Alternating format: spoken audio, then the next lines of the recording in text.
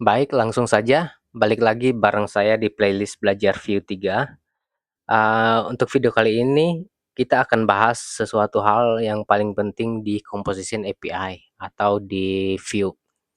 Sebelumnya kita udah bahas tentang Option API dan Composition API. Sekarang kita akan bahas topik yang paling penting, yaitu perbedaan antara Rev dan Reactive. Ini topik ini sangat penting banget karena semua data reaktif itu kita atur pakai ref dan reaktif. Sayangnya banyak banget yang masih bingung kapan harus pakai ref, kapan harus pakai reaktif, kenapa kok harus nulis dot value, kadang-kadang juga enggak. Sebelum kita masuk ke contoh kodenya atau kita praktek langsung, alangkah baiknya kita perlu tahu dulu kenapa kita butuh ref dan reaktif. Jadi begini, di view 3, semua data yang mau kita tampilin di layar itu harus reaktif. Artinya, kalau datanya berubah, tampilan di browser juga langsung ikut berubah otomatis, tanpa harus refresh manual. Kecuali kalau misalnya ada error, kita perlu refresh. Dan cara ini bikin data jadi reaktif di view 3. Itu pakai composition API ya, teman-teman perlu diingat, ref dan reaktif itu kita pakai untuk composition API. Tapi untuk option API itu belum bisa pakai ref dan reactive. Yang pertama, apa itu ref? Ref ini kita pakai kalau mau bikin data yang tipe primitif atau tunggal. Misalnya nih, tipe data angka, string, boolean, dan tipe data tunggal lainnya. Untuk lebih jelasnya, mari kita praktek langsung. Baik, sebelumnya ini adalah hasil codingan kita waktu belajar Option API dan Composition API. Ini untuk sementara saya remove dulu. Remove, oke. Oke, sip. Ini kita coba remove lagi ya. Div test. Oke. Kita coba jalanin dulu ya. npm run dev. Ini cd option API. npm run dev.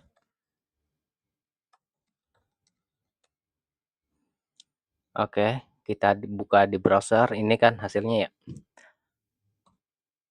Baik, sekarang tentang ref. Kita kan udah tahu ya, ref itu untuk tipe data yang primitif atau tipe data yang nilainya tunggal, misalnya angka, string, boolean. Baik, sekarang kita coba implementasikan ref itu seperti apa. Yang pertama, kita import dulu ya, ref itu dari view. Nah, ini ref itu diimport dari view. Oke, sekarang kita coba bikin misalnya umur. Misalnya umur sama dengan ref 10. Coba kita tampilkan umurnya di sini di HTML kita. Umur sama dengan umur. Oke. Ini umur 10 tahun. Ini gedein dulu. Class age. Ini age. Oke. Nih umur 10 tahun ya.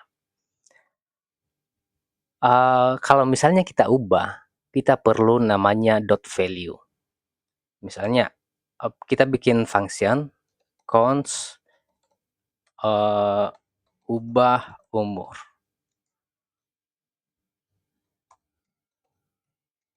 Terus kita ubah umur ini umur dot. Ini yang penting. Umur dot value kita perlu akses dot value-nya. Ini khusus untuk ref ya. Misalnya kita tambah 1 ya. Tiap klik. Atau enggak inilah sama dengan 20. Kita panggil ubah umur. Oke, harusnya umur itu bukan 10, tapi langsung diubah 20 karena kita panggil function ini langsung. Ini udah 20. Atau kalau misalnya kita bikin sebuah button, misalnya kita nggak mau manggil di sini ya, kita bikin sebuah button uh, ubah umur. Terus kita bikin sini event klik sama dengan ubah umur. Ini kita bisa misalnya, atau enggak kita bisa menerima sebuah parameter dari sini ya. Value kita di sini jadi value ini dari sini ya, bukan ini. Terus ini kita bisa kirim value-nya misalnya 30. Nih coba kita ubah jadi 30. Seperti itu ref. Jadi begini, Vue 3 punya sistem reactivity yang otomatis memantau data. Jadi, saat kita pakai ref di dalam template, Vue bisa deteksi otomatis kalau datanya ada yang berubah. Lalu Vue akan update tampilan di DOM tanpa kita harus lakukan apa-apa. Kenapa bisa begitu ya? Itu karena Vue pakai sistem dependency tracking. Cara kerja tracking itu seperti ini. Waktu komponen kita itu di-render pertama kali, Vue akan melacak ref apa aja yang dipakai di dalam template. Jadi kalau nilainya misalnya refnya ini berubah, Vue itu tahu harus render ulang bagian yang perlu aja. Jadi nggak semuanya. Jadi Vue tahu, oh ini ada perubahan di bagian variabel umur. Jadi kalau misalnya kita punya variabel lain, misalnya ref sama dengan joy. Nah ini nggak ngedetect, Vue tidak mendeteksi ini, tapi Vue cuma mendeteksi variabel-variabel yang berubah saja. Itu namanya dependency tracking. Jadi teman-teman harus paham ya kalau ref itu ya untuk aksesnya itu perlu .value. Maksudnya itu ngakses di JavaScript kita ya, di logic JavaScript kita. Tapi kalau misalnya kita akses di template-nya, di HTML kita nggak perlu lagi nulis .value. .value ini nggak ada kan? .value nggak ada. Di template itu Vue udah otomatis unwrap gitu, auto unwrap. Ada fiturnya yang namanya auto unwrap. Jadi kita nggak perlu tulis .value. Selanjutnya tentang reaktif. Sekarang kita coba lanjut ke reaktif. Harusnya Pak teman-teman udah paham tentang ref, kapan digunakan ya dan gimana cara penggunaannya. Sekarang kita bahas tentang reaktif ya.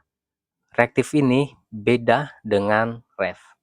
Reaktif itu biasanya untuk data yang tipe objek atau misalnya array. Misalnya contohnya seperti ini. Kita punya ini kita hapus aja. Ini kita hapus. Ini jadi reaktif. Ref dan reaktif itu ya diimport dari Vue.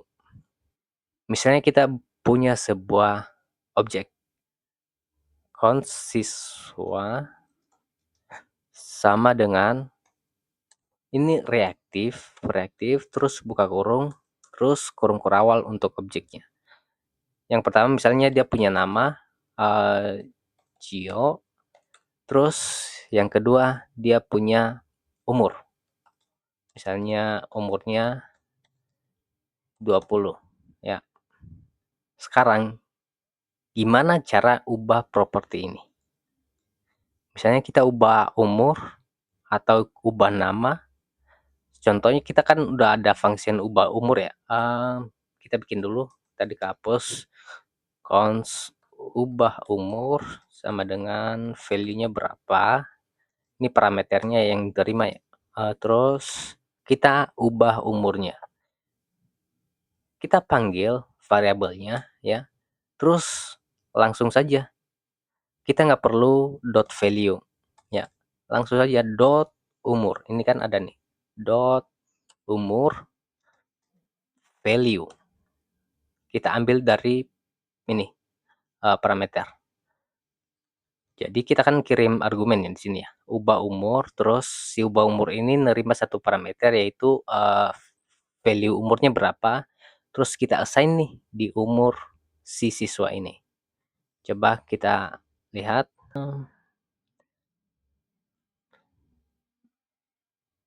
Nah, ini awalnya berapa ini? Ini harusnya ini kan siswa ya, berarti di sini siswa dot umur. Ini biar ke bawah kita ini aja ya, buttonnya kita masukin di sini.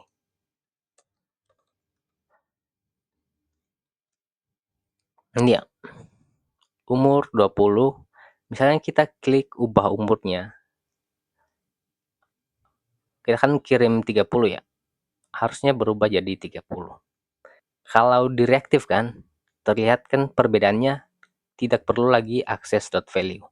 Gimana dong kalau misalnya saya mau ubah nama gitu? Ya bisa aja ini siswa dot name satu, misalnya test. Ya, ini tes nama siapa ya ini? Oh, kita perlu nama ya, tampilin nama dulu nih. Misalnya nama, ini nama name. Oke, ini ya. Oh, udah balik dulu. Ini kita coba refresh. Ini kan awalnya seperti ini kan. Umur 20, namanya itu Gio. Kita coba, umur jadi 30, namanya jadi test. Ini. Jadi reaktif seperti itu. Ini sama halnya juga kalau misalnya kita punya data seperti array ya. Const data misalnya reaktif, reaktif, baru kita punya objeknya dalam sini. Misalnya kita punya objek yang ini, sama aja untuk objek dan reaktif. Tapi kadang-kadang saya sih biasanya kadang-kadang suka pakai ref ya untuk data objek gitu. Sama aja, ref ya. Kita pakai ref di sini, berarti di sini perlu dot value. Di sini dot value. Kan. Ini dari ref. Jangan lupa import dulu ya refnya. Nah, udah sama kan? Sebenarnya kalau kita pakai ref untuk objek, view di belakang layar sebenarnya juga pakai reaktif untuk bikin isi objeknya itu tetap reaktif. Jadi sama-sama aja teman-teman mau pakai ref atau reaktif, bebas aja.